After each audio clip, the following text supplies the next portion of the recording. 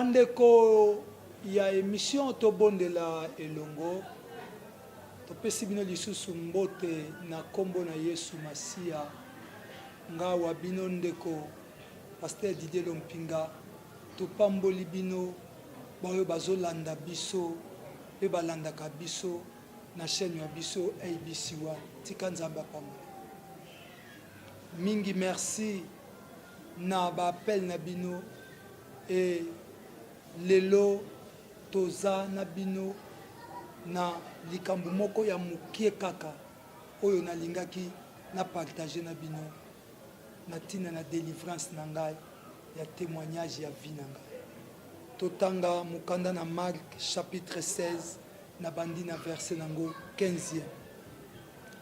Puis il leur dit: allez par tout le monde et prêchez la bonne nouvelle à toute la créature. Celui qui croira et qui sera baptisé sera sauvé, mais celui qui ne croira pas sera condamné. Voici les miracles qui accompagneront ceux qui auront cru à mon nom. Ils chasseront les démons, ils parleront de nouvelles langues, ils saisiront des serpents.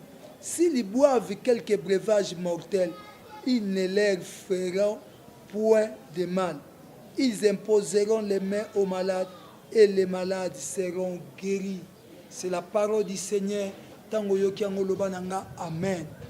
Ndeko nangai yom tozolanda ngai. Kolo asimbi mutema nanga na loba na yo makambo yo. Bao bayebi yango bayebi bo bayebi te bayebi te. Mais yo yoka yango. Nazo loba natina ba série émission ya délivrance auto sambelaka. C'était en 2013. Santé ozo monanga eza santé nanga te. Nazaki vraiment munene bato bayebi nga bayebi. En 2013 nangoluka mukio nzambe asala biso ya kote ya maloba na yebi pai na bipai. Un apôtre de l'église, à sa peine église, aïe, ko solliciter ngana kendo teya, na kendo pesa séminaire na église et pas na. Na koma na sala musala nzoka emporté par le diable. Na sisa kote ya mukolongo tokena ndaku na ye biloko ngana kome mwa mukere ta bango bakome déjà bache biloko bango baliaki déjà pasteur to bando zela yo ya olia na lié sans arrière-pensée nzoka biloko wana ezalaki empoisonné. Après Matéa, je suis rentré. Na zongi, na vandi, na senti santé et bandi vraiment pour déranger ngai. Après quelques temps, mon père, dans la foi, paix à son âme, le révérend Mbi Antambo, a une retraite, il y a ma maman à l'église, place Ingana Uta.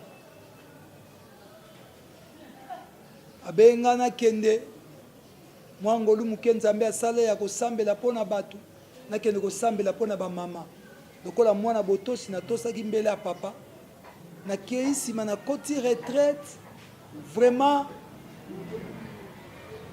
libumu nanga ezalaki su malamu te mutema nanga kosua gorge kauka. Alors dernier jour na retraite nazo bima na ekokutana na mutu moko nzambe atindela ngai banda na mona mosala nzambe atinde one bi place akenda te aye nikima koloba nanga bindeko ndengo zana batu bazozela okufa déjà nakasa omemelanga prophétie nzambe alobi ndenge biso tolingaka balobaki okopambola mabalo banote tika masumu alobi Dieu m'envoie uniquement ici pour na koyebisa oke ndenge ozana poison na nzoto na yo mais batu bazozela yo kufa mais nzamba lobi que mission na ona ne silite okokufa te. Bien mais quoi que alobi ke nzamba lobi mission ne silite okufa te, mais nazonga na ndako na bo yebisa mwasi na bo yebisa église bika ka papa utile tête na bana, j'étais tellement fatigué. Après 2 jours, et ça qui vraiment m'a bien makasi. Non ça là, celle 24 fois ya makila. Libumu nyonso ebeba, estomac ekauka soye kitakate.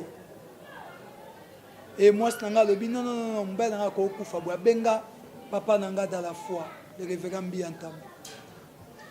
Aya na mutuka ne na nzela ya muninga na ngai pe akufa déjà pasteur Bertin ba ya kozwa ngai ba memanga na hôpital.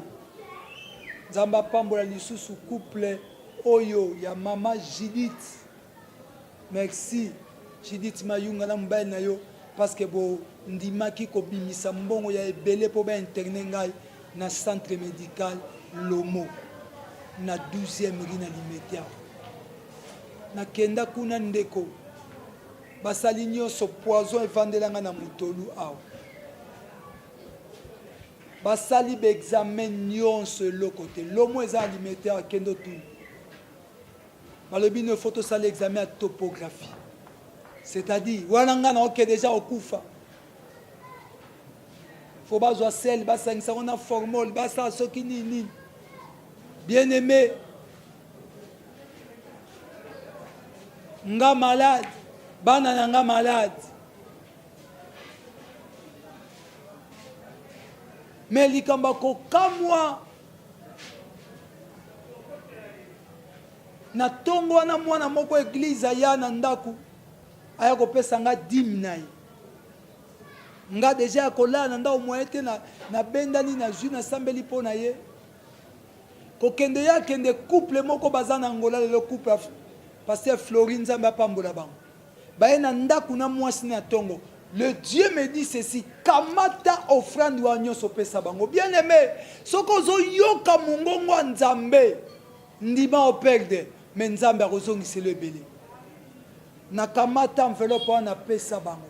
Basambela pona ngai. Et babenga ba pasteur nyonso tuna lisolo na nga ba place nga zalaka. Babenga ba pasteur nyonso baya ko sambela pona ngai. Na kenda na hôpital. Après 4 jours basali examen à topographie wana. Bakuta eloko evandelanga na mutolo. Bien-aimé, nous avons un Dieu. Moi qui vous parle, naza elembo malobo na lobango salanga passe na okada passe pona olela. Naza elembo bolingo na nzambe nga Didier Lompingo ozomona o. Et nzambe akangolanga na poison. Bapekisanga na minganga na lia biloko nyonso makambu nyonso. Mais lelo nazoyebisa yo. Nakoka kotea yo te. Po mungongo ezate. Mbebo ekenda mutema muto batiela e poison ayebi mais Dieu m'a sauvé la vie. Alors même ici il boit quelques breuvages mortels, il leur fera de rien. Et à cause de ça, yango nzambe abiki sanga na poison, apesanga liloba oyo que maladi mokote ekotelemela liboso na ngai soki na gangi kombo Yesu mutana bikate. Bien aimé, mutu asimbi délivrance à vie na yo, c'est Jésus-Christ.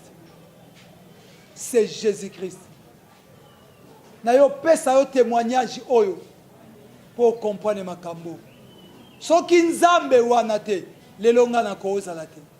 Lelo na kote ya te, lelo na ko lobelo côté. Mais lui Dieu abiki sanga na poison. Yango na zoloba. Maloba oyo. Et je sika na bomo ina yo. Tika nzambo abiki sanga na poison. Abiki so na maladie place aux amis. Na kombo na Yesu Christ. Mbote mingi. Na mama Chantal yao. Na papa Ose. Na bana. Mbote mingi. Na mama Wangai. Chantal Fitina na Canada.